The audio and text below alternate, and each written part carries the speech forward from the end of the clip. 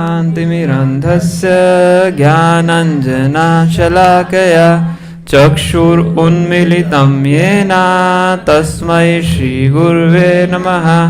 श्रीचैतन्यमनोभीष्टं स्थापितं येन भूतले स्वयं रूपः कदा मह्यं ददाति स्वपदान्तिकं।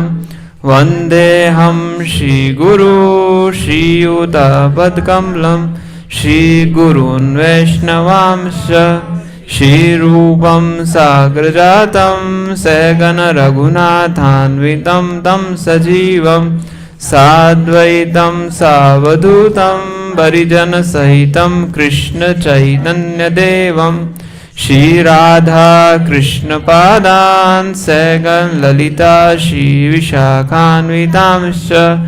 हे कृष्णा करुणा सिंधु दीनबंधु जगत्पते गोपेश गोपिका कांता राधा कांत नमस्तुते। तप्त कांचन गौरांगी राधे वृंदावनेश्वरी वृषभानुसुते देवी प्रणमामि हरिप्रिये। वाञ्छाकल्पतरुभ्यश्च कृपा सिन्धुभ्येव च पतितानां पावनेभ्यो वैष्णवेभ्यो नमो नमः। जय श्री कृष्ण चैतन्य प्रभु नित्यानंद श्री अद्वैत गदाधर श्रीवासादि गौर भक्तवृंद। हरे कृष्णा कृष्णा कृष्णा हरे हरे हरे राम राम राम हरे हरे। नमो विष्णुपादाय कृष्णाभीष्टाय भूतले श्रीमते भक्तिवेदांत स्वामिन् इति नामिने। नमस्ते सारस्वते देवे गौरवाणी प्रचारिणे निर्विशेषा शून्यवादी पाश्चात्य देशतारिणे।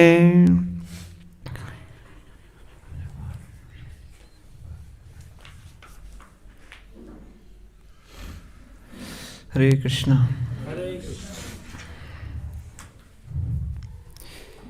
चैप्टर नंबर 8 श्लोक नंबर 17। सहस्रयुगपर्यन्तम् अहर्यद्ब्रह्मणो विदु रात्रिं युगसहस्रान्तं ते अहोरात्रविदो जना। सहस्रयुगपर्यन्तम् अहर्यद्ब्रह्मणो विदु रात्रिं युगसहस्रान्तं ते अहोरात्रविदो जना। सहस्रयुगपर्यन्तम् अहर्यद्ब्रह्मणो विदु रात्रिं युगसहस्रान्तं ते अहोरात्रविदो जना। बोली सहस्रयुग पर्यन्तम् अहर्यद्ब्रह्मणो विदु रात्रिं युगसहस्रान्तं ते अहोरात्रविदो जना।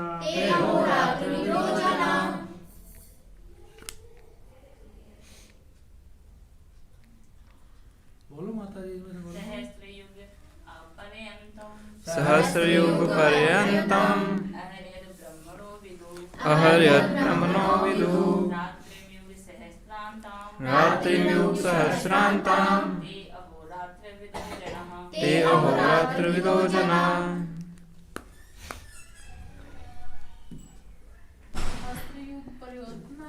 सहस्रयुग पर्यन्तम् अहर्यद्ब्रह्मणो विदु रात्रिं युगसहस्रान्तं ते अहोरात्रविदो जना। हरे कृष्णा। तो थोड़ा सिंपल श्लोक है, थोड़ा टंग ट्विस्टर टाइप लग सकता है आपको तो इसके मैं पहले आपको वर्ड बाय वर्ड बताता हूँ। सहस्त्र का मतलब क्या होता है? 1000। शत का मतलब 100 है ना। दश का मतलब 10 है ना। 10 शत सहस्त्र 10 100,000। तो सहस्त्र युग, सहस्त्र युग मतलब 1000 युग। सहस्त्र युग पर्यंतम अहर यद ब्रह्मणो विदु। अहर, अहर का मतलब होता है दिन, डे। रात्र मतलब रात्रि है ना। ब्रह्मणो मतलब ब्रह्मा जी। तो ब्रह्मा जी का एक दिन कितना है? सहस्त्र युग, 1000 युग है ना। तो 1000 जो चतुर्युग हैं ब्रह्मा जी का एक दिन है ना। ये पहली लाइन का मतलब है।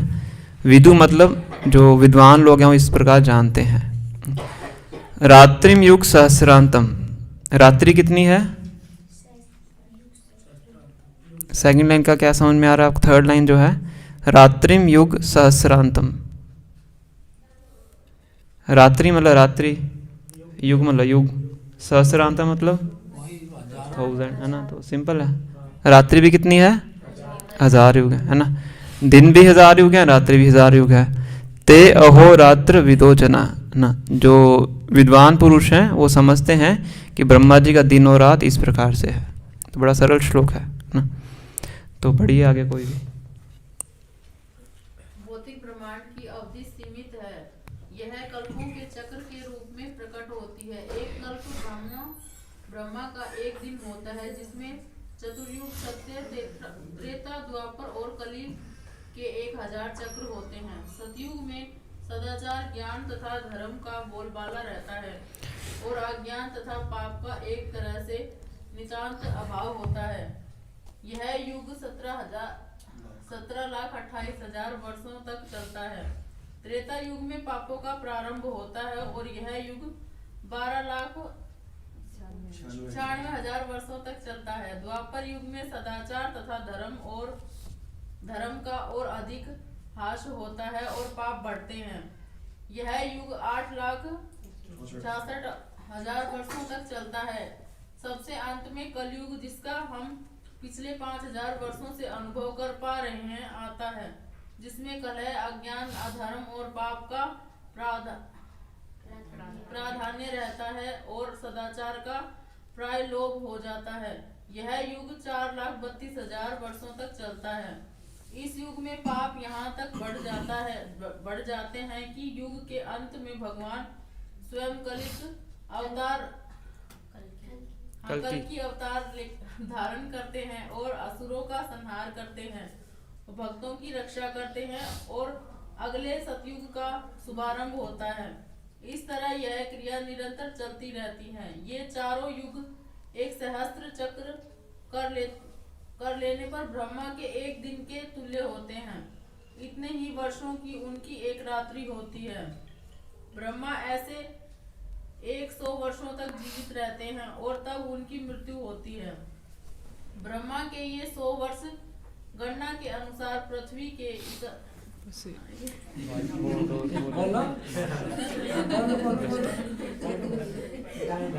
जल्दी से बोलो 311 ट्रिलियन 40 बिलियन ट्रिलियन बिलियन में के तुल्य है। इन गणनाओं से ब्रह्मा की आयु अत्यंत अद्भुत तथा न समाप्त होने वाली लगती है, किंतु नित्यता की दृष्टि से यह बिजली की चमक जैसी अल्प है। कारण सागर में असंख्य ब्रह्मा प्रकट होते हैं और लोग होते रहते हैं, जैसे अंटार्कटिका में पानी के बुलबुले। ब्रह्म और अटलांटिक समुद्र है ना, सागर। ब्रह्मा तथा उनकी सृष्टि सभी भौतिक ब्रह्मांड के अंग हैं, फलस्वरूप निरंतर परिवर्तित होते रहते हैं। इस भौतिक ब्रह्मांड में ब्रह्मा भी जन्म, जरा, रोग और मरण की क्रिया से अछूते नहीं हैं। क्योंकि ब्रह्मा इस ब्रह्मांड की व्यवस्था करते हैं, इसलिए वे भगवान की प्रत्यक्ष सेवा में लगे रहते हैं। फलस्वरूप उन्हें तुरंत मुक्ति प्राप्त हो जाती है।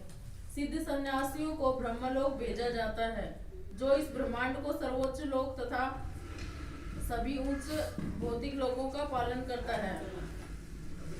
किंतु कालक्रम में ब्रह्मा और ब्रह्मलोक के सारे वासी प्रकृति के नियमानुसार स्मरणशील होते हैं। तो बहुत अच्छा श्लोक है ये। तो इस अध्याय में भगवान भौतिक जगत और आध्यात्मिक जगत की तुलना करते हैं, है ना।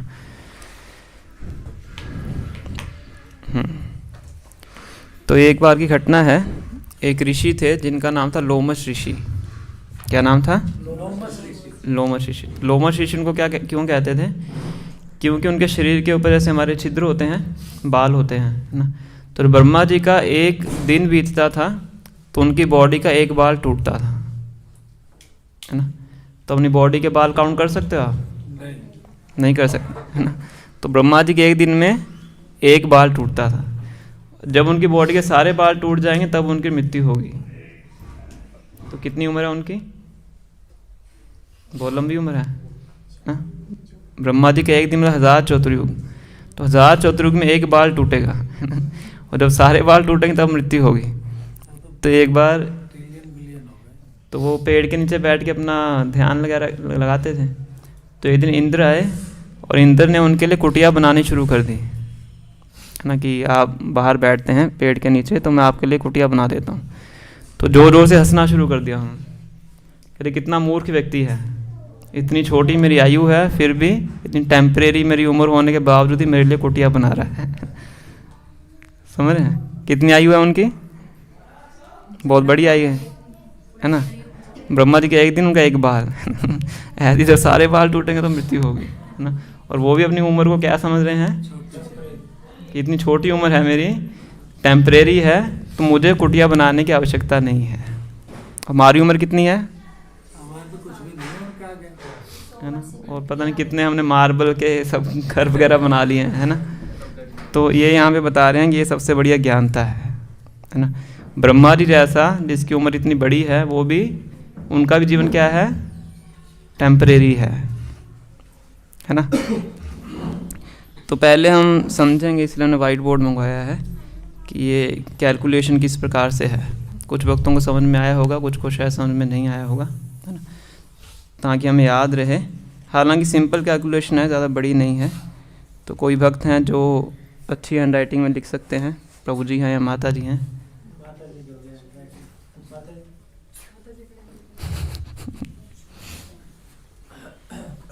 तो थोड़ा फास्ट लिखना पड़ेगा।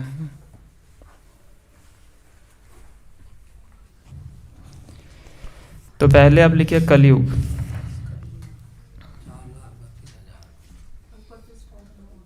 सबसे ऊपर से लिखिए।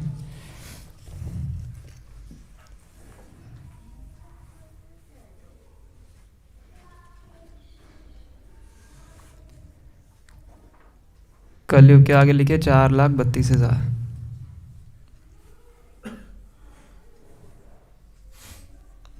कलयुग के बाद लिखिए द्वापर युग।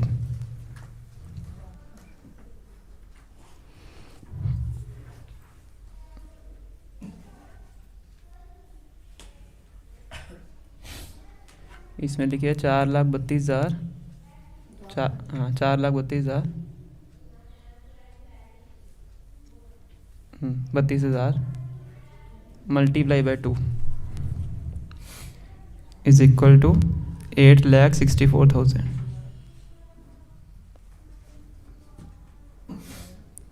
फिर लिखिए त्रेता युग।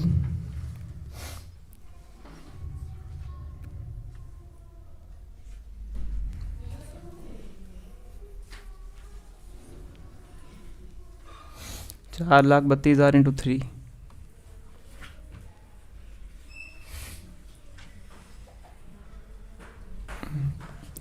is equal to 12,96,000।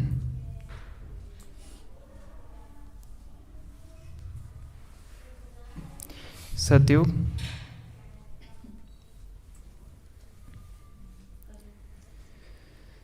4,32,000 into 4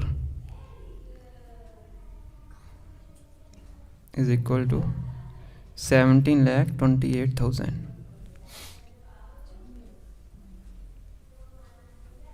clear है यहाँ तक?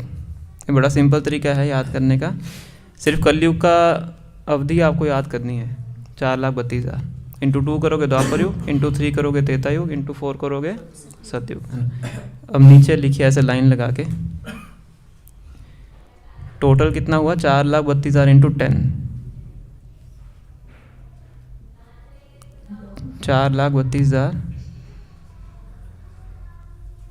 Multiply by 10, 43,20,000। ये अवधि है एक चतुर्युग की। क्लियर है? सतयुग, त्रेतायुग, द्वापर युग, कलयुग, इन चारों को मिला के कितना टाइम है? 43,20,000। ठीक है, अब इसको मल्टीप्लाई कीजिए 1000 के साथ।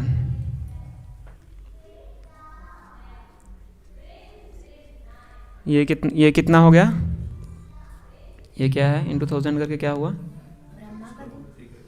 ब्रह्मा जी का दिन, है ना। ये है 1000 चतुर्युगों की अवधि, ब्रह्मा जी के 12 घंटे, है ना। 12 घंटे, है ना। ठीक है, ब्रह्मा जी का एक दिन है मतलब 12 घंटे। इंटू 2 कीजिए, ये हैं ब्रह्मा जी के 24 घंटे। ठीक है, ब्रह्मा जी का मतलब एक दिन और एक रात कितना है? 4 लाख जितना 8,64 करोड़। जैसे मैथमेटिक्स में लिखते हैं ना 10⁻⁴, उसमें करना पड़ेगा। तो ब्रह्मा जी के क्या हैं? 24 घंटे। इंटू 30 करोगे तो ब्रह्मा जी का 1 महीना है। इंटू 12 करोगे ब्रह्मा जी का 1 साल। इंटू 100 करोगे तो ब्रह्मा जी के 100 साल। वो टोटल मिला के आएगा आपके पास 311 ट्रिलियन 40 बिलियन अर्थ ईयर्स। ठीक है, तो ये है ब्रह्मा जी का पूरा लाइफ स्पैन। क्लियर है? तो एंड में आप लिख दीजिए, टोटल लिख दीजिए 311 ट्रिलियन 40 बिलियन ईयर्स। 311 0 40 311 0 40 311 ट्रिलियन लिख दीजिए, इंग्लिश में लिख दीजिए ट्रिलियन एंड 40 बिलियन, इसमें भी ऐसे लिखा हुआ है। 40 अब 0 कितने लिखने हैं प्रभु जी? इंग्लिश में लिख दीजिए आप 311 ट्रिलियन एंड 40 बिलियन, इस तरह से लिख दीजिए। 10 कर दो, 10 0 कर दो, लिख दिया माता जी ने। इतना आता प्रभु जी। 31 10 40 लिखो ना, उसके बाद 10 0। प्रभु जी हजम नहीं हुई ये बात। कभी हजम करें, पहले लिख लें एक बार।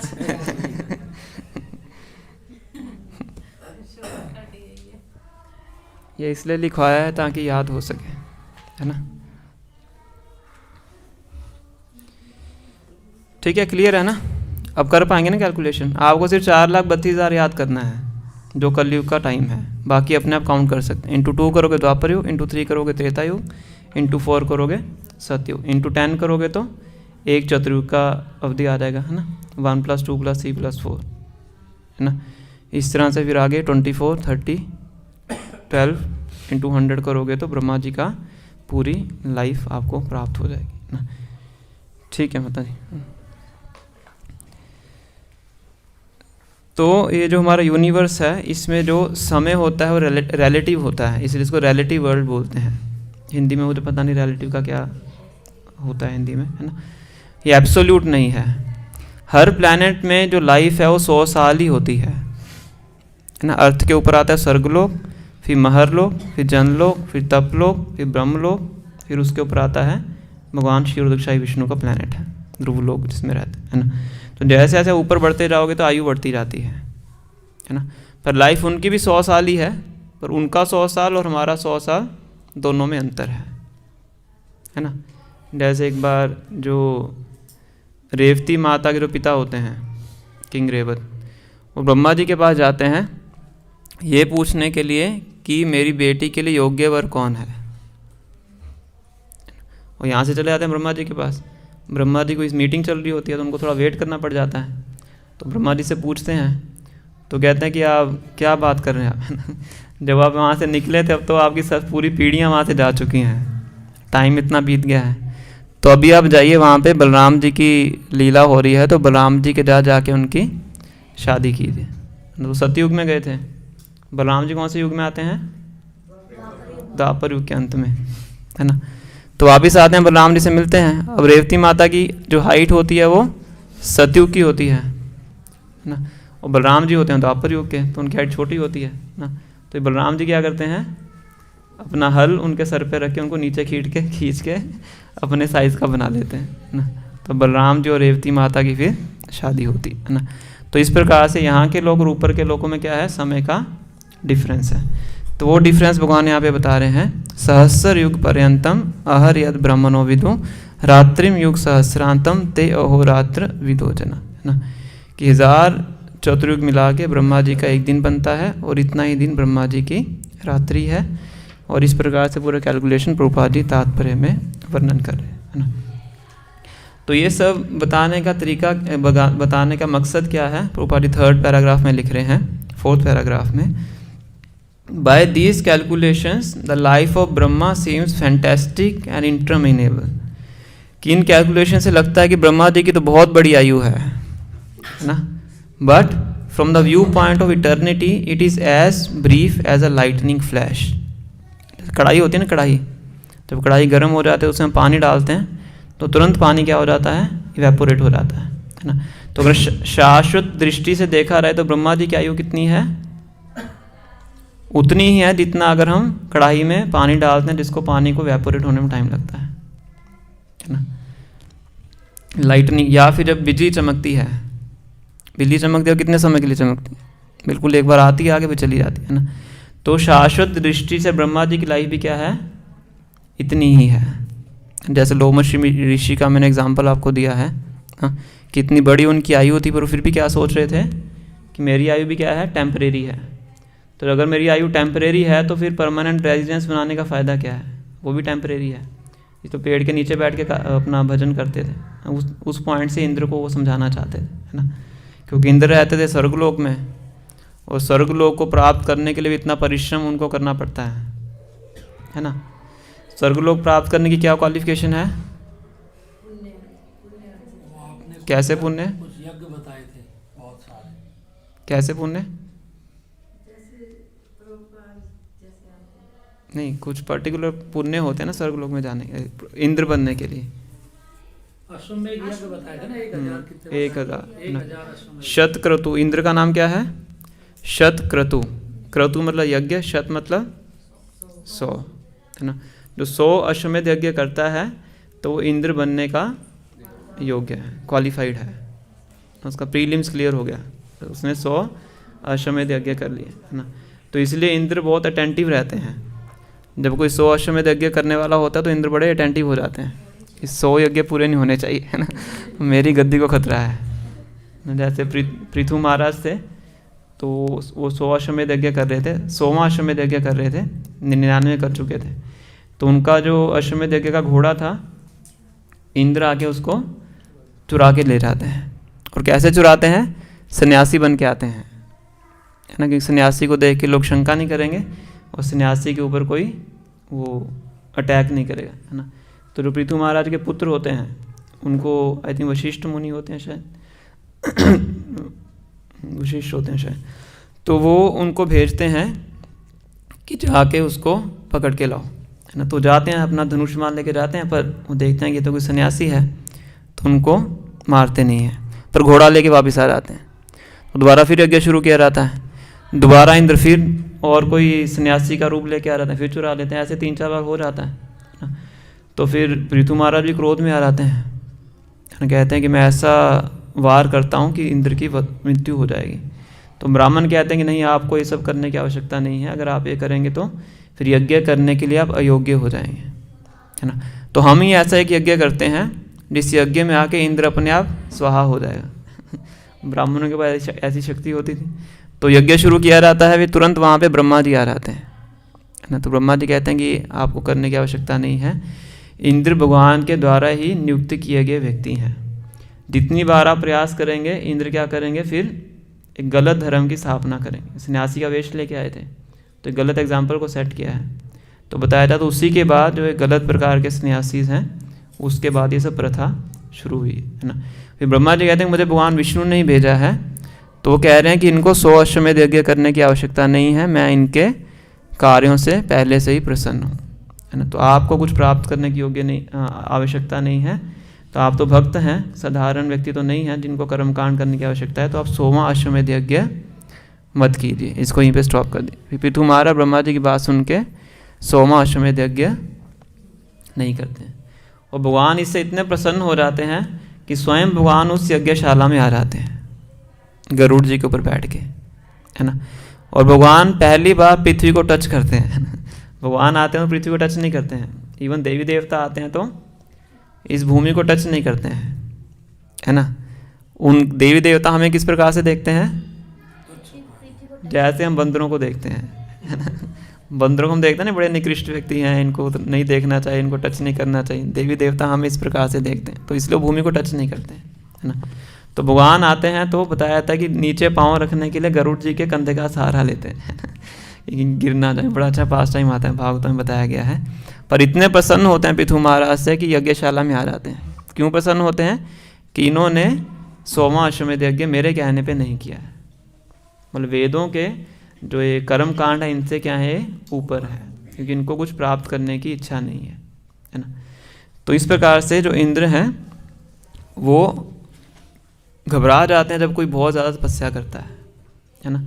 तो लोमश ऋषि इसलिए इंद्र को ये बता रहे हैं, सिद्धांतिक दृष्टि से समझा रहे हैं, है ना, कि तुम्हारी तो इतनी आयु है नहीं मेरे जितनी भी, तुम फिर भी परमानेंट रेजिडेंस के पीछे पड़े हो, है ना।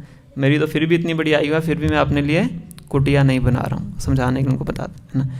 तो यही प्रभुपाद यहाँ पे बता रहे हैं कि ब्रह्मा जी की इतनी बड़ी आयु है, पर शाश्वत दृष्टिकोण से देखा जाए तो वो कितनी है, जितना समय एक बिजली को आसमान में कड़कने के लिए लगता है ना। मतलब टेक्निकली प्रभु जी जैसे हमारी उम्र 60-70 साल है, ऐसे ही अगर ब्रह्मा जी के युग में वहाँ जाके देखेंगे हम उनके उसमें, तो उनकी उम्र इतनी है, बस वो टाइम का जो टाइम है कहाँ, वो बड़ा है। इसलिए यहाँ पे लिखा हुआ ना 311 ट्रिलियन 40 बिलियन अर्थ ईयर्स, धरती के ये साल हैं 311 ट्रिलियन 40 बिलियन, बट उनके हिसाब से ब्रह्मलोक के हिसाब से 100 साल ही हैं। जैसे वो टाइम लैप्स वाली क्या बोलते हैं, जैसे नॉर्वे में है कि 6 महीने दिन रात, ऐसा कुछ उस तरीके से है। हाँ, इस तरीके से बात वही है, बात है 100 साल ही। हमारे 70 है, उनका 100 साल है। नहीं, हमारे भी 100 साल ही ना लाइफ, आइडियली वहाँ पे भी आइडियली 100 साल है, पर यहाँ के 100 साल और वहाँ के 100 साल में अंतर है, दूरी की वजह से। वो दूरी की वजह से दूरी जैसे अपन पढ़ते थे, ऐसा समझ सकते हो, है ना। दिन रात तो सूर्य के चक्कर से ही चलते हैं ना, तो वो नजदीक हो गए सूर्य के। हाँ, ये सब डिटेल्स 5वें स्कंद में दी हुई हैं, है ना। उसमें पूरी कॉस्मोलॉजी 5th कैंटो में है। हमारे एक भक्त भी हैं पुणे के, उन्होंने पूरा रिसर्च करके वैदिक कॉस्मोलॉजी की एक बुक भी लिखी है, PhD हैं वो। तो नहीं, वो इंग्लिश में ही है, उसको पढ़ने के लिए पहले इंजीनियरिंग करनी पड़ेगी। पूरा उन्होंने उसमें टेक्निकल चीज़ें, उनका कॉन्फ्रेंस भी था अभी 2-3 महीने पहले, हमारे मंदिर में रुके थे वो, है ना। तो इस प्रकार से है। ऐसी स्वर्गलोक है, स्वर्गलोक में हमारे 6 महीने, वहाँ के 12 घंटे, हमारा 1 साल, उनका 1 दिन, मतलब दिन और रात। क्योंकि स्वर्गलोक इसके बाद आता है, इसके ऊपर भी जनलोक, महरलोक, तपलोक, ब्रह्मलोक सबसे ऊपर है, इसलिए वहाँ सबसे ज़्यादा है। इस तरह से इसका डिस्क्रिप्शन दिया गया है। नेक्स्ट लाइन में देखो प्रभुपाद जी क्या बता रहे हैं। In the causal ocean there are innumerable Brahmas rising and disappearing like bubbles in the Atlantic, है ना। समुद्र में पानी के बुलबुले बनते हैं, टूट जाते हैं, है ना। इसी प्रकार से जो कारण सागर है उसके अंदर अलग अलग ब्रह्मा जी पैदा होते हैं, विलुप्त होते रहते हैं, है ना। ब्रह्मा जी की आयु बताई गई है कि जब महाविष्णु अपने शरीर से श्वास को छोड़ते हैं तो उनके श्वास के छोड़ने से बहुत से अनंत ब्रह्मांड भगवान के छिद्रों से निकलते हैं। रोम छिद्र होते हैं शरीर में, वहाँ से क्या निकलते हैं, अनंत ब्रह्मांड निकलते हैं, यूनिवर्सेस निकलते हैं, है ना। और जब भगवान सांस अंदर लेते हैं सारे वापस आ जाते हैं, है ना। तो श्वास लेने में, मतलब श्वास छोड़ने में और लेने में ब्रह्मा जी के 100 साल बीत जाते हैं। ये महाविष्णु की एक सांस है, समझ रहे हैं? इसलिए उनका नाम क्या है? महाविष्णु। कारणोदक्षाई विष्णु बोलते हैं। यस्य एक निश्वसित कालम अथावलंब्य, यस्य एक निश्वसित, एक श्वास, नासिका को उससे वर्ड आया निश्वसित। यस्य एक निश्वसित कालम अथावलंब्य मतलब समय, जीवंती लोम विलजा जगदंड नाथा, है ना। ये जो यूनिवर्स है इसको एक अंडे से कंपेयर किया जाता है, उसी शेप का होता है, इसलिए अंड बोलते हैं ना। जीवंती जीते हैं, जीवंती लोम विलजा जगदंड नाथा, जगद अंड मतलब यूनिवर्स, उसके नाथ कौन है? ब्रह्मा जी हैं, है ना। जीवंती लोम विलजा जगदंड नाथा, उनकी एक श्वास में कौन जीता है? ब्रह्मा जी, है ना।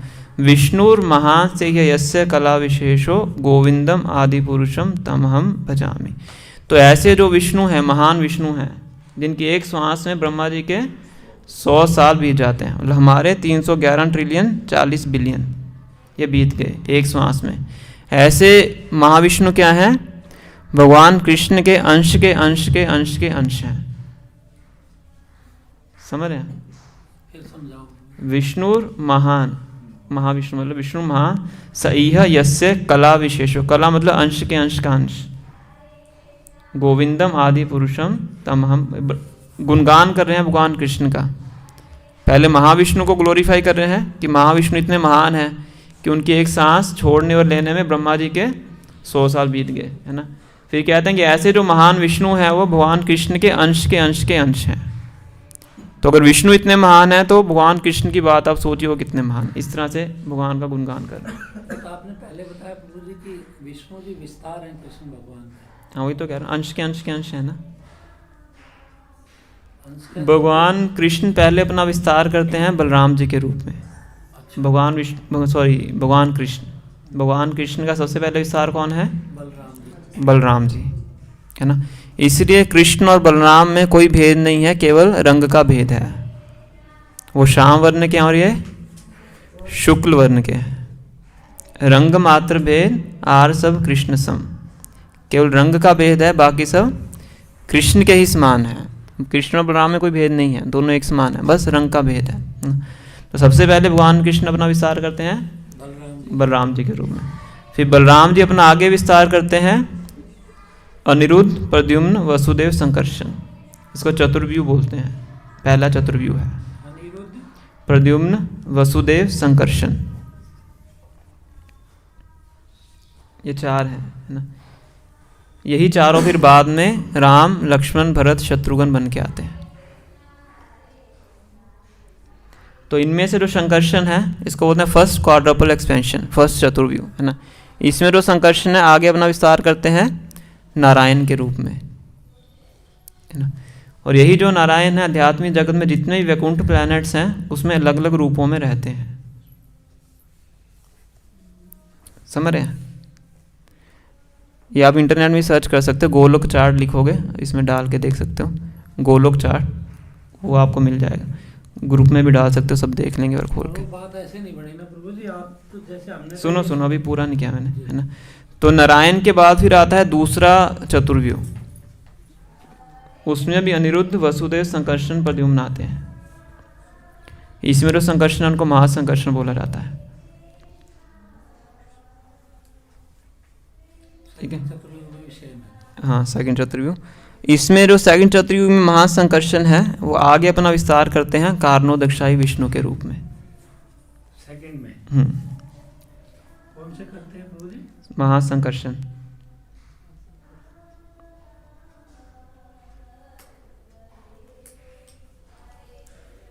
गोलोकाचार्य।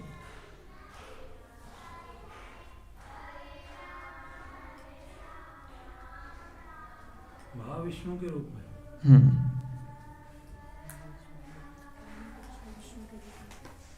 है प्रभु जी, मेरे पास में भेज दो, मतलब है, ठीक है। तो फिर ये कारणोदकशाही विष्णु आगे करते हैं गर्भोदकशाही विष्णु में और शिवोदकशाही विष्णु, है ना। तो कारणोदकशाही विष्णु कितनी देर बाद आए? पहले बलराम जी आए, फिर फर्स्ट चतुर्व्यूह, फिर नारायण, फिर सेकंड चतुर्व्यूह, उसके बाद आए कारणोदकशाही विष्णु। समझ रहे हैं? अंश के अंश के अंश के अंश हैं, है ना। तो कह रहे हैं कि जब अंश के अंश के अंश के अंश इतने पावरफुल हैं, जिनकी इस श्वास में ब्रह्मा जी के 100 साल बीत जाते हैं, तो फिर भगवान कृष्ण की क्या महानता है, ये ब्रह्मा जी अपनी प्रार्थनाओं में बता रहे हैं। समझे?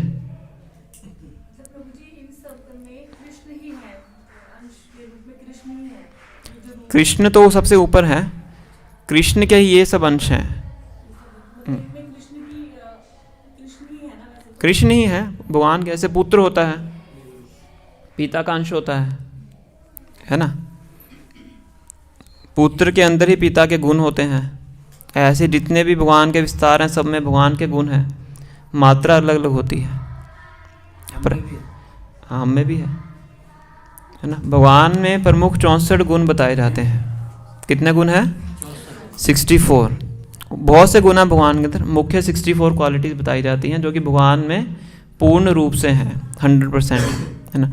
और एक जो जीव आत्मा हम हैं, उनके अंदर मैक्सिमम 50 क्वालिटीज़ होती हैं, वो पूर्ण में नहीं होती हैं, 100% नहीं है, कुछ कुछ मात्रा में 50 क्वालिटीज़ तक हो सकती हैं, है ना।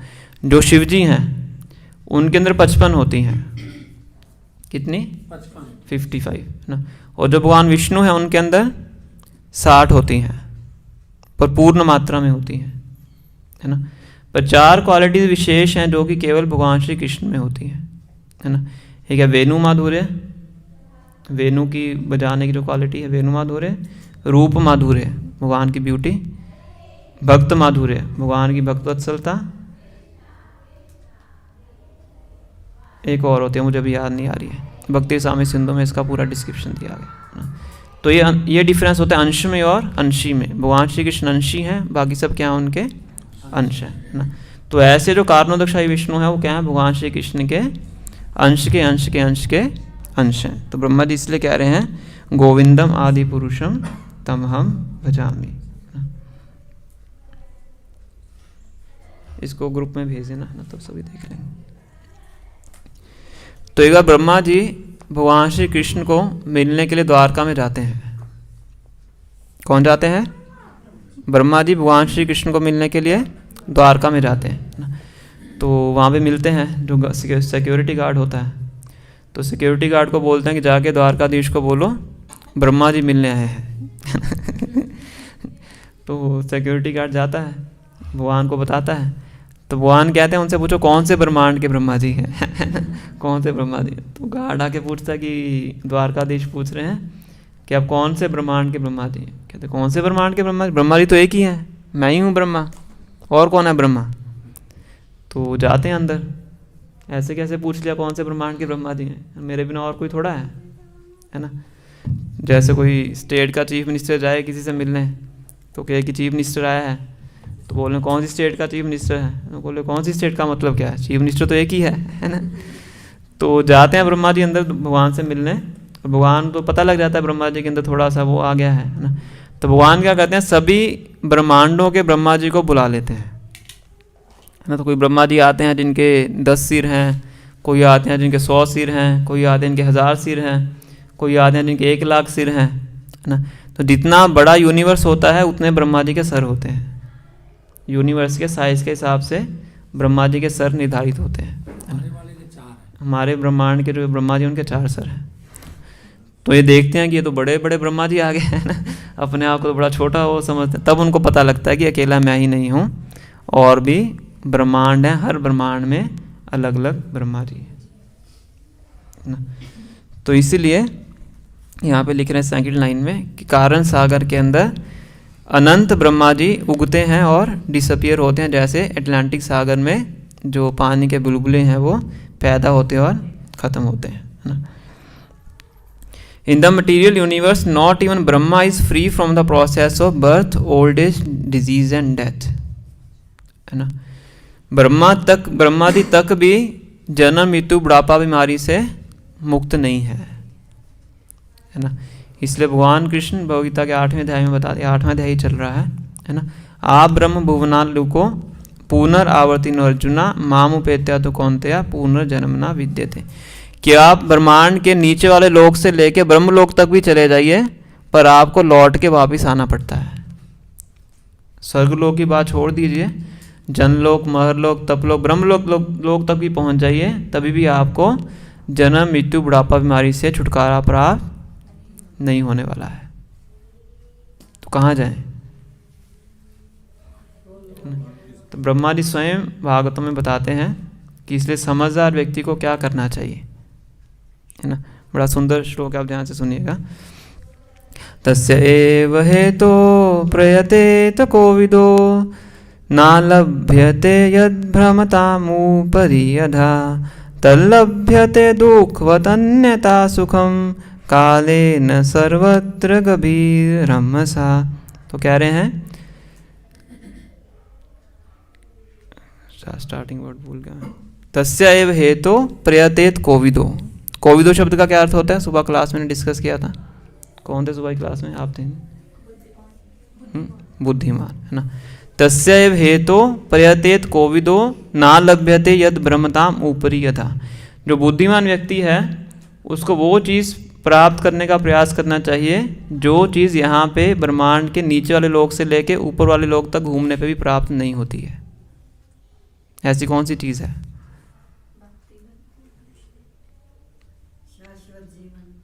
शाश्वत जीवन। और ना लभ्यते, प्राप्त नहीं होती है, यद ब्रह्मताम ऊपरी यथा, ऊपर और नीचे पूरे ब्रह्मांड में घूम लीजिए, वो चीज़ प्राप्त होने वाली नहीं है। उस चीज़ को प्राप्त करने के लिए प्रयास करना चाहिए। किसको? बुद्धिमान व्यक्ति को। आनंद आनंद को छोड़ ही नहीं पाते हैं ना, हर चीज़ आनंद चाहिए। भक्तों का संग और कृष्ण प्रेम, जो यहाँ पे अवेलेबल नहीं है, वो इस जगत से परे की बात है ना। तस्य एव हेतु, इस हेतु के लिए, इस लक्ष्य के लिए प्रयत्न करना चाहिए। किसको? कोविदो, बुद्धिमान व्यक्ति को। ना लभ्यते यद ब्रह्मताम ऊपरी यथा। यहाँ पे पूरा घूम लीजिए आप, दाएं बाएं ऊपर नीचे, यहाँ प्राप्त होने वाला नहीं है ना। तल लभ्यते दुखवद अन्यथा सुखम, है ना। जहाँ तक सुख और दुख की बात है, आनंद की बात, जैसे माता जी कह रहे हैं ना, कि वो तो आपको अपने आप ही अपने कर्मों के अनुसार प्राप्त हो जाएगा। समझ रहे हैं? तल लभ्यते दुखवद अन्यथा सुखम कालेन सर्वत्र गभीर रमसा। हर योनि के अंदर समय के अनुसार जैसे दुख बिना प्रयत्न के प्राप्त होता है। कोई दुख प्राप्त करने के लिए प्रयत्न करता है? करते हैं प्रयत्न हम, कि बहुत मेहनत की, मैंने अपना हाथ तोड़वा लिया, होता है ऐसा? बहुत मेहनत करके अपनी आँख को फोड़ा मैंने, नहीं, है ना। दुख हम प्रयत्न नहीं करते दुख प्राप्त करने के लिए।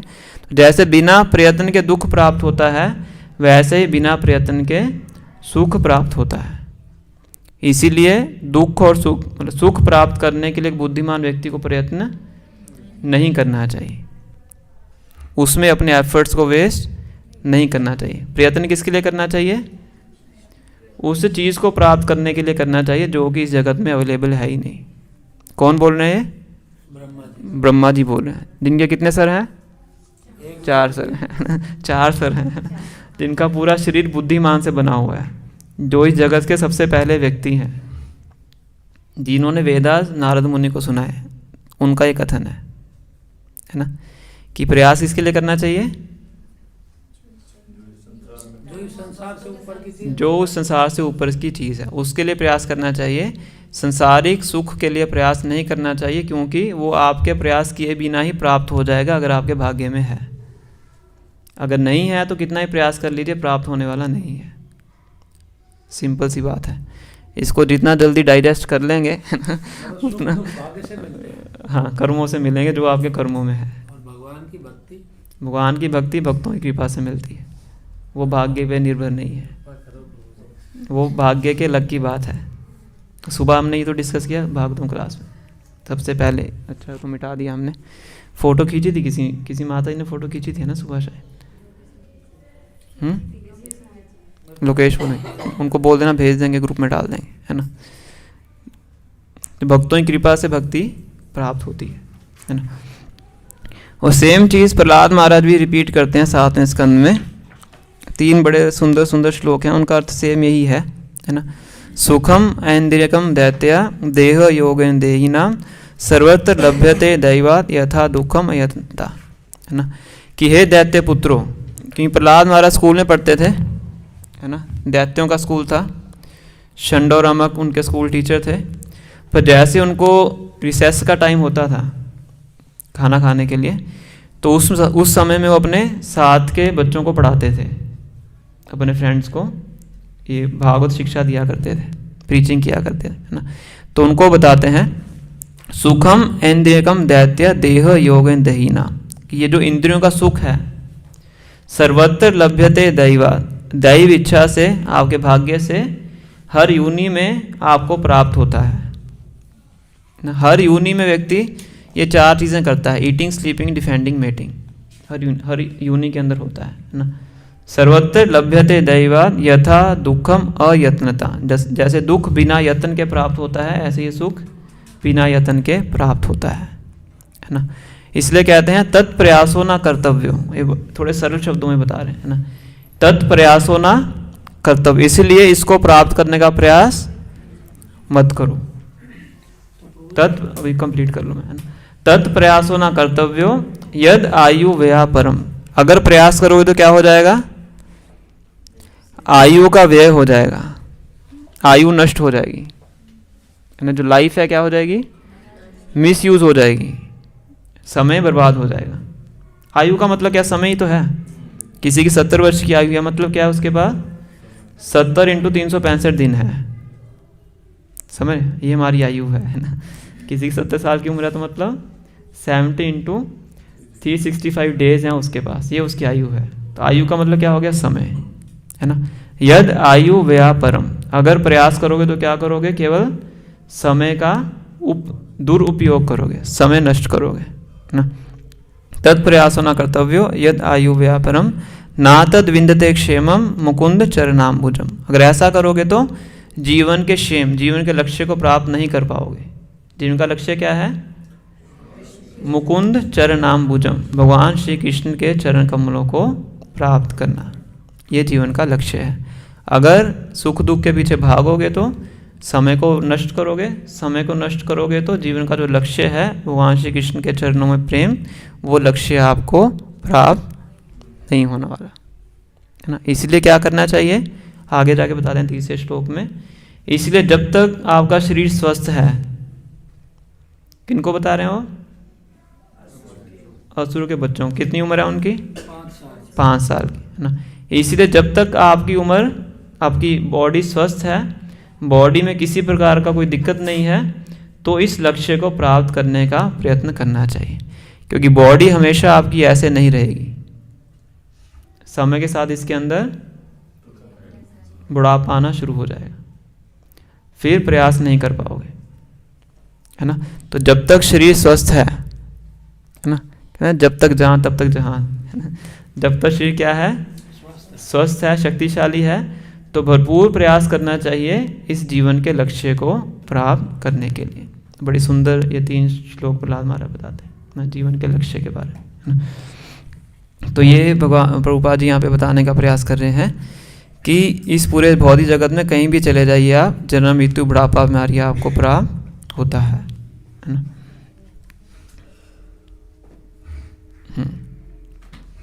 In due course, Brahma and all the inhabitants of Brahmaloka are subjected to death according to the law of material nature, है ना। ठीक है, तो ये आज की हमारी चर्चा थी कि जो जीवन है हमारा एक तरह से शाश्वत दृष्टि से बहुत छोटा है ना। तो हमें प्रयास करना चाहिए जितना हो सके हम उतना जल्दी भगवान के चरणों को प्राप्त करने का प्रयास करें। तो अगर अब किसी भक्त का कोई प्रश्न है तो आप पूछ सकते हैं। जैसे वेदों में या पुराण में सब जगह 100 साल लिखा हुआ है, तो कई लोग 100 साल के ऊपर जी जाते हैं। वो एक्सेप्शनल केसेस होते हैं, कोई एक आधा एक्सेप्शनल केस होता है। मे भी कुछ उसने एक्स्ट्रा किया हो, तपस्या वगैरह की हो, तो इसलिए उसको मिल जाता होगा। जैसे एक मार्कंडेय ऋषि थे, उनको एक वर प्राप्त था कि वो 7 कल्पों तक जीवित रह सकते हैं। ऐसे हो सकता है किसी की इच्छा हो कि मुझे ज़्यादा जीना है, पिछले जन्म में कुछ मांगा हो भगवान से, तो ज़्यादा उम्र प्राप्त हो गई हो, है ना। फिर मार्कंडेय ऋषि बाद में बहुत पछताते हैं, है ना, क्योंकि हर ब्रह्मा जी के जब 12 घंटे बीतते हैं तो प्रलय आती है, छोटी प्रलय आती है ना। तो प्रलय आती है, प्रलय में सब नष्ट हो जाते हैं, पर जो मार्कंडेय ऋषि थे उनको तो वरदान था मर तो सकते नहीं थे, तो पूरी रात ब्रह्मा जी की रात पानी में तैरते रहते हैं। कितनी है ब्रह्मा जी की रात? 311 ट्रिलियन 40 बिलियन, है ना, पानी में तैरते रहते हैं, है ना। तो बड़े परेशान हो जाते हैं, बहुत कष्ट आता है, ना मर सकते हैं ना जी सकते हैं। मर नहीं सकते क्योंकि वरदान प्राप्त है, अब जीना कैसे जिए, तैर के कैसे जिएगा व्यक्ति, है ना। फिर वो देखते हैं कि एक सामने उनको पेड़ दिखाई देता है, बहुत बड़ा पेड़ है ना, एक आइलैंड दिखाई पड़ता है। तो उस आइलैंड पे जाते हैं और उस आइलैंड में पेड़ के नीचे गाय होती है, सुरभि गाय, है ना। फिर वो गाय उनको दूध पिलाती है, अब खाया नहीं होता, कुछ खाने के लिए है ही नहीं कुछ, है ना। फिर गाय से पूछते हैं कि एक ऐसी जगह है जो कि प्रलय के आने के बाद भी नष्ट नहीं हुई। फिर वो बताते हैं कि ये गोद्रुम द्वीप है, नवद्वीप, जो मायापुर जगह है नवद्वीप, उसमें से एक द्वीप है जिसका नाम है गोद्रुम द्वीप। गो मतलब गाय, द्रुम मतलब पेड़, तो बहुत बड़ा पेड़ है, पेड़ के नीचे गाय, सुरभि गाय, वहाँ पे भगवान श्री चैतन्य महाप्रभु का भजन करती है ना।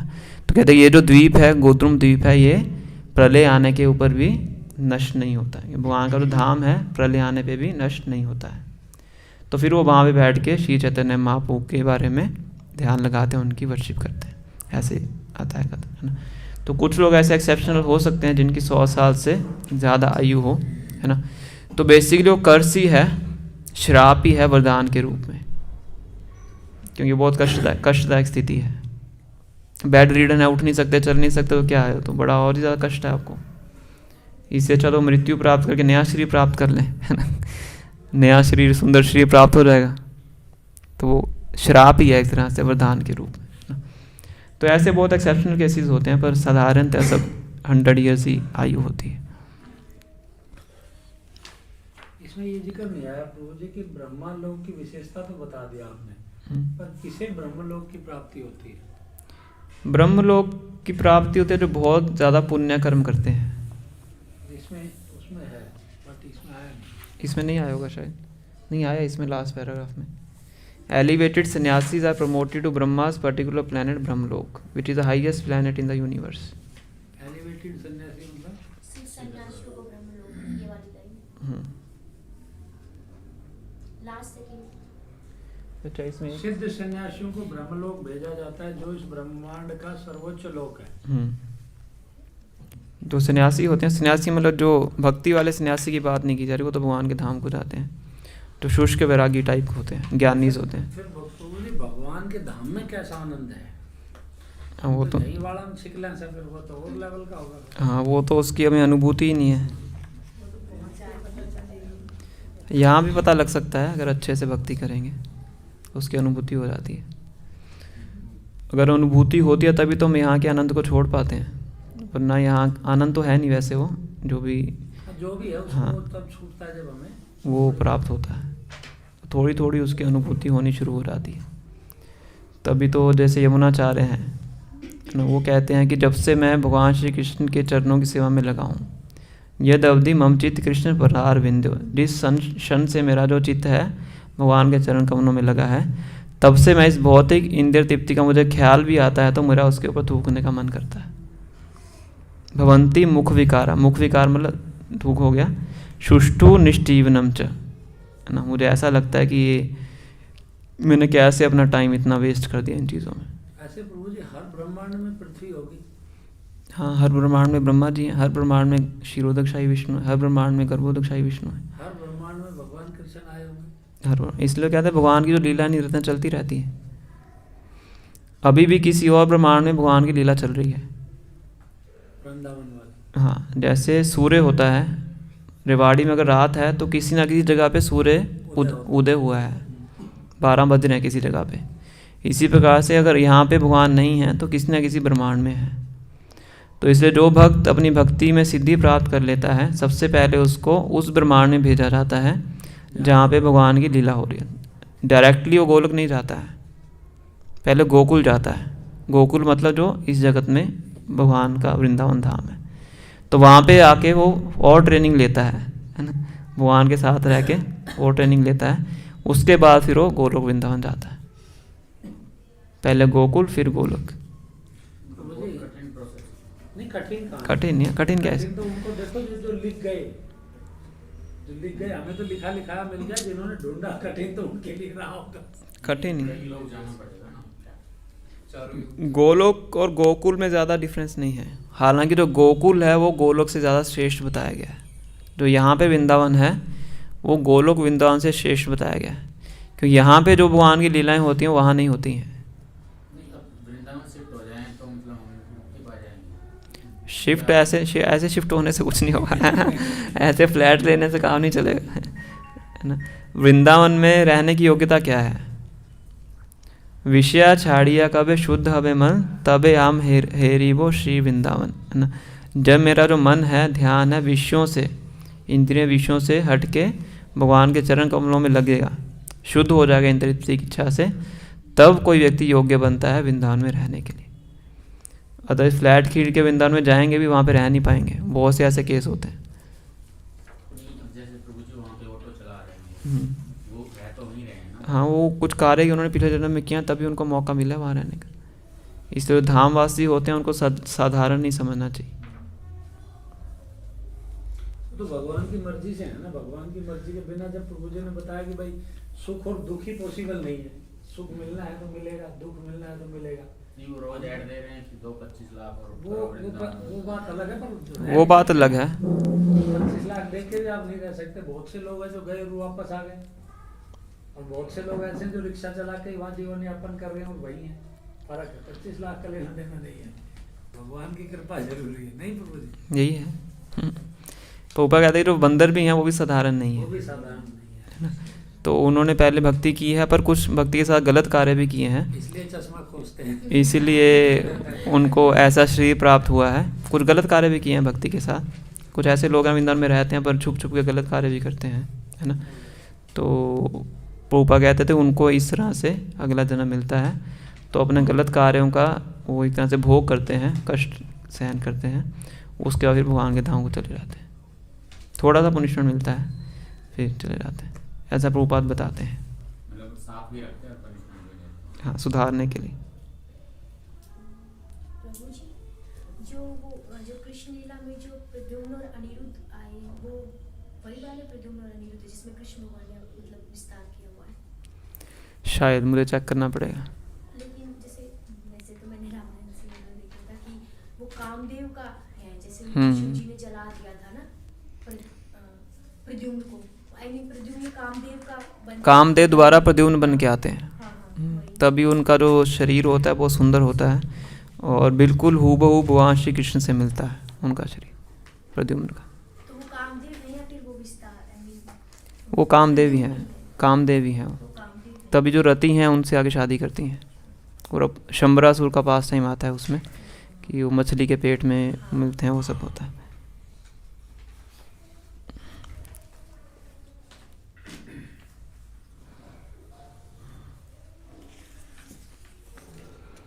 कोई और प्रश्न है किसी का? जैसे हमारे समाज में अलग अलग संप्रदाय होते हैं ना, तो हर संप्रदाय का अलग अलग मंत्र होता है जाप करने का। तो हमें जैसे इस्कॉन में हरे कृष्ण महामंत्र के लिए कहा जाता है, और हमने जैसे पढ़ा है अभी तक कि इस मंत्र को जाप करने से आपको मुक्ति मिलेगी। हर तरह के जो भक्त हैं जैसे हम लोग हैं, तो कुछ लोग हैं बोलते हैं जितनी शक्ति इस मंत्र में है क्या हमारे मंत्र में नहीं है, तो हम ये मंत्र ही क्यों करें?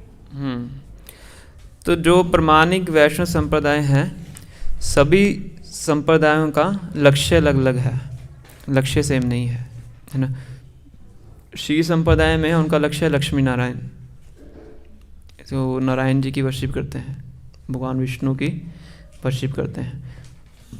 और उनकी जो प्रोसेस है उसमें बहुत से नियम कानून है कि वैकुंठ में बहुत नियम कानून के साथ भगवान विष्णु की आदर और सम्मान के साथ पूजा की जाती है ना। इसी प्रकार श्री संप्रदाय के मंदिरों में अब जाएंगे तो बहुत कड़े नियम हैं, ये पहन के अंदर नहीं जा सकते, ये सब चीज़ें करके अंदर नहीं जा सकते। फिर जो पुजारी हैं उनके अलग कड़े नियम हैं ना। उनके कुकिंग तभी होती है जब भगवान को भोग लगता है, उसके बिना कुकिंग होगी ही नहीं, है ना। हमारे तो कैंप होता है तो हम अपने हिसाब से कुकिंग करवा लेते हैं, वहाँ पे क्या कुकिंग तभी होगी जब भगवान को भोग लगना है।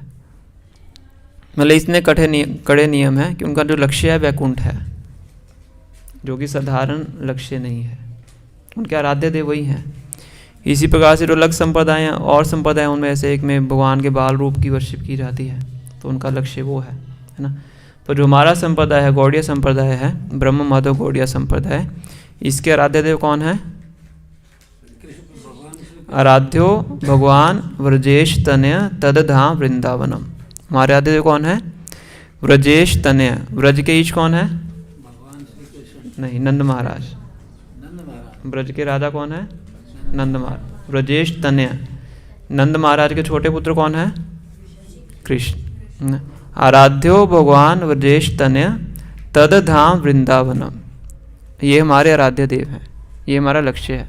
क्या? ब्रजेंद्र तनय, भगवान श्री कृष्ण और उनका धाम वृंदावन, ये हमारा लक्ष्य है।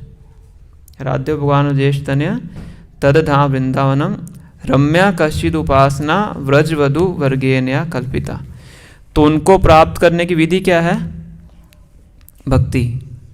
कैसी भक्ति? जैसी भक्ति गोपियों ने भगवान श्री कृष्ण के लिए की ना, तो उनको टॉप मोस्ट बताया गया है। रम्या कश्चिद उपासना व्रजवधु, व्रज की जो वधु है ना, रम्या कश्चिद उपासना व्रजवधु वर्गेन कल्पिता। श्रीमद् भागवतम प्रमाणम अमलम, इसका प्रमाण कौन है? प्रूफ कहाँ पे आता है इसका? श्रीमद् भागवतम। श्रीमद् भागवतम प्रमाणम अमलम प्रेम पुमार्थो महान। लक्ष्य क्या है? प्रेम, कृष्ण प्रेम, प्रेम पुमार्थो महान, है ना। और ये मत किसका है? श्री चैतन्य महाप्रभु मतम इदम तत्रादोना परा। इससे ऊपर कुछ नहीं है, यह श्री चैतन्य महाप्रभु का मत है। आराध्यो भगवान व्रजेश तनय तदधाम वृंदावन। हमारे आराध्य देव भगवान श्री कृष्ण है। कृष्ण भी कौन से हैं? वृंदावन कृष्ण। द्वारका में भी कृष्ण है, मथुरा में भी कृष्ण है, वृंदावन में भी कृष्ण है। हमारे आराध्य देव कौन है? वृंदावन वाले कृष्ण, है ना। इसीलिए जो उनको प्राप्त करने की जो विधि है वो आदर और सम्मान के भावना की ऊपर की विधि है, कि वृंदावन में भगवान को आदर सम्मान नहीं दिया जाता है। वृंदावन में भगवान के साथ आत्मीयता बहुत गहरी होती है। जब किसी से आत्मीयता गहरी होती है तो उसके अंदर एटिकेट का वो नहीं, कंसीडरेशन नहीं होता है। पुत्र और माता के बीच में एटिकेट नहीं होता है, होता है एटिकेट? पुत्र माता को कई बार मार भी देता है, टांग मार देता है ना, उनकी बात मानने के लिए मना भी कर सकता है ना, क्योंकि उसके अंदर क्या घनिष्ठता ज़्यादा है। एक टीचर और स्टूडेंट के बीच में ऐसा हो सकता है? नहीं। वो पकड़ के 2-3 लगा देगी उसके, है ना, ऐसे कैसे तूने हाथ उठा लिया, बढ़िया लड़ाई कर देगा, है ना। क्योंकि उस रिलेशनशिप के अंदर क्या है? आदर है ना। तो भगवान विष्णु के जो भक्त हैं वो भगवान विष्णु के साथ ऐसा नहीं कर सकते ना। को स्तुतियाँ करनी पड़ती हैं, पुरुषोक्त प्रेयर्स हैं, ओम सहस्र शीर्षा पुरुषा सहस्राक्षा सहस्रपाद, ये सब विष्णु उसमें आता है, पुरुषोक्ता प्रेयर्स हैं। तो इन स्तुतियों से उनके जो भक्त हैं उनकी प्रार्थना करते हैं, दूरी बना के रखते हैं। भगवान राम जब हनुमान जी को गले लगाते हैं तो हनुमान जी बड़ा ध्यान रखते हैं कि मेरा पाँव की टच ना हो जाए। उसके अंदर क्या? आदर सम्मान की भावना है ना। और गोलोक वृंदावन में क्या होता है? चढ़े रहते हैं भगवान के ऊपर। तो कहते हैं तुम हमारी खेल खत्म होने से पहले जा रहे हो छोड़ के खाना खाने के लिए, अगले दिन तुम्हें खिलाएंगे नहीं। समझ रहे? अब तुम आज गेम में हमसे हार गए हो तो हमें कंधे पे बिठा के वहाँ तक लेके जाओ। कहते मुंह खोलो, तुम्हारे मुंह में लड्डू डालेंगे। मुंह खोलते हैं, उनके मुंह में फूल डाल देते हैं कड़ा ना, एक कड़ा, हाँ वही कड़वे वाला, जैस्मिन फ्लावर फोटो होगी कहीं, है नहीं। तो ये गोलोक वृंदावन है। तो हमारे आराध्य देव हैं गोलोक वृंदावन कृष्ण, है ना। एग्जाम्पल कौन है? गोपियाँ, जिनके एग्जाम्पलों को फॉलो करना है। इसका प्रमाण कहाँ है? श्रीमद् भागवतम में है। और लक्ष्य क्या है? प्रेम पुमार्थो महान। और ये मत किसका है? श्री चैतन्य महाप्रभु का है। तो इस श्लोक में पूरा भगवान ने बताया है श्लोक, है ना। तो इसलिए सबकी विधि अलग अलग होती है, सबके मंत्र अलग अलग होते हैं। तो ये जो हरे कृष्ण महामंत्र है वो उन मंत्रों से अलग है। क्यों अलग है? गोलोकेरा प्रेम धन हरि नाम संकीर्तन। तो गोलोक वृंदावन का जो प्रेम है वो इस हरे कृष्ण महामंत्र के रूप में अवतरित हुआ है। तो अगर हम हरे कृष्ण महामंत्र का जप करते हैं तो वो कृष्ण प्रेम से नॉन डिफरेंट है। अगर हम बिना अपराध के जप करेंगे, यहाँ पे रहते हुए आप कृष्ण प्रेम को टेस्ट कर सकते हैं अगर हम बिना अपराध के हरे कृष्ण महामंत्र का जप करते हैं। ऐसा नहीं कि बहुत कठिन है, बहुत दूर जाके बहुत लंबे समय के बाद प्राप्त होगा, ऐसा नहीं है। यहीं पे प्राप्त हो जाएगा हरि नाम के माध्यम से, पर कंडीशन क्या है? निरपराध नाम लोइले पाए प्रेम धन, बिना अपराध के करना होगा। भजनेर मध्य शेष नवविधा भक्ति कृष्ण दित्य कृष्ण पाए धरे महाशक्ति। 9 प्रकार की नवदा भक्ति बोलते हैं, प्रहलाद महाराज बताते हैं। भजनेर मध्य शेष नवविधा भक्ति, सब प्रकार के भजनों में श्रेष्ठ 9 प्रकार की भक्ति है। भजनेर मध्य शेष नवविधा भक्ति क्या कर सकती है? कृष्ण दित्य कृष्ण पाए धरे महाशक्ति, इतनी शक्तिशाली है, कृष्ण को प्राप्त करवा सकती है ना। फिर आगे बताते हैं तार मध्य, इसके बीच में भी एक चीज श्रेष्ठ है।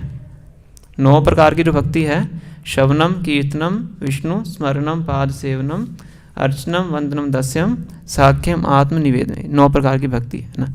तार मध्य सर्वश्रेष्ठ नाम संकीर्तन क्या है? तार मध्य सर्वश्रेष्ठ, इन 9 के बीच में सबसे श्रेष्ठ क्या है? नाम संकीर्तन, है ना। निरपराध नाम लोइले पाए प्रेम धन, इस नाम को अगर हम बिना अपराध के लेते हैं तो क्या प्राप्त हो जाएगा? प्रेम धन प्राप्त हो जाएगा। कौन सा प्रेम धन? गोलोकेरा प्रेम धन हरि नाम संकीर्तन, है ना। तो इसलिए जो मंत्र है इसको बोलते हैं प्रेम नाम मंत्र। इस मंत्र से हमें कुछ भौतिक इच्छा हम नहीं मांगते हैं, इस मंत्र से मुक्ति नहीं मांगते हैं, इस मंत्र से हम निरोगी काया नहीं मांगते हैं, इस मंत्र से हम क्या मांगते हैं? भगवान श्री कृष्ण का प्रेम। तो ये इस मंत्र का एक्सक्लूसिव वो है, फीचर है। तो ये बाकी मंत्रों में आपको प्राप्त होने वाला नहीं है, इसलिए इसको बोलते हैं महामंत्र। ये इसका कारण है।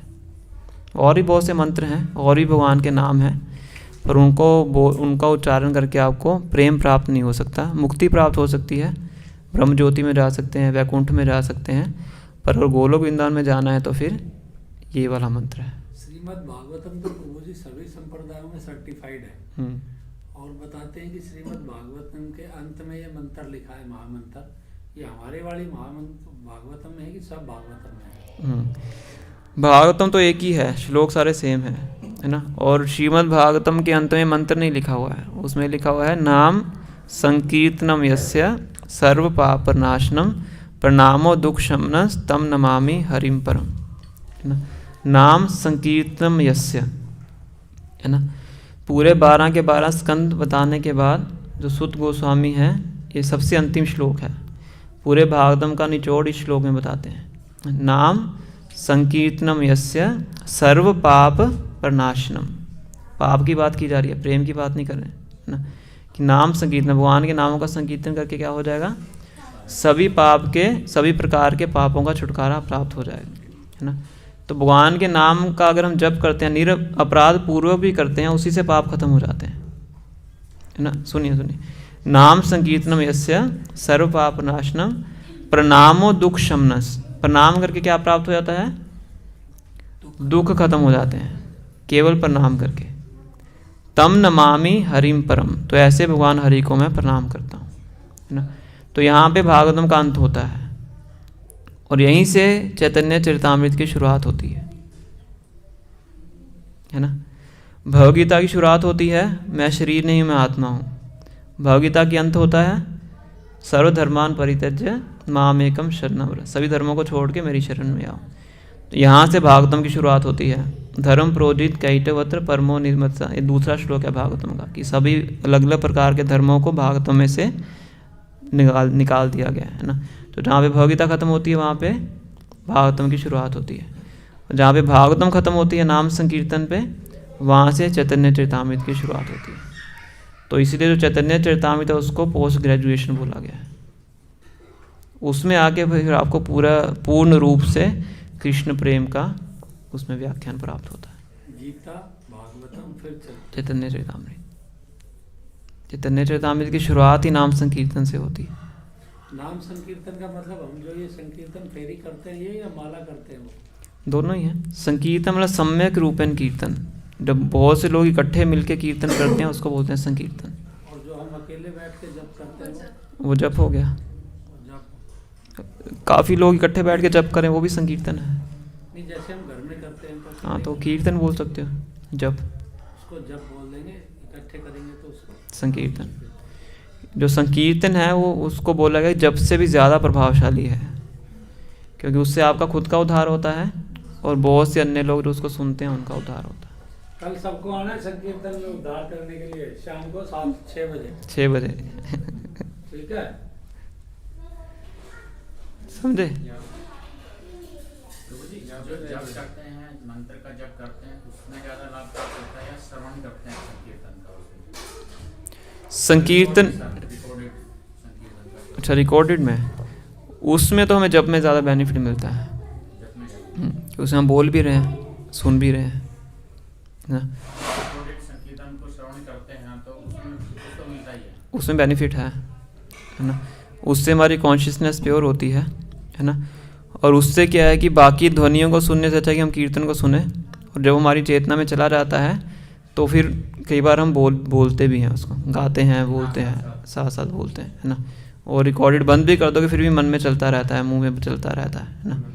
तो हरि नाम को तो किसी भी तरीके से लिया जाए वो तो हमारे लिए प्यूरीफाइंग है। दवाई किसी भी तरीके से लें हमारे लिए बेनिफिशियल है। गाड़ी में USB में बस वही डाला हुआ है। हाँ, तो अच्छा है। पर जब अपनी जगह पे है, जब में क्या होता है कि 100% हम पूरा फोकस करते हैं। संगीत सुनते हुए तो हम इधर उधर भी चले जाते हैं, बात भी कर लेते हैं, है ना। तो वो भी ठीक है टाइम को यूटिलाइज करने के लिए। पर जो पोपा ने 16 माला दी हैं वो इसलिए कि एक्सक्लूसिवली वो टाइम आपको केवल उसी एक्टिविटी के लिए देनी, इसलिए एक्सक्लूसिव टाइम दिया है।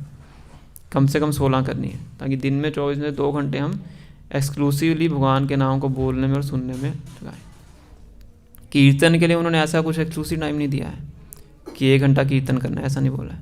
बोला कि 2 घंटे आपको जप करना है, और वो 2 घंटे करेंगे, बाकी सब कुछ ऑटोमेटिकली होगा।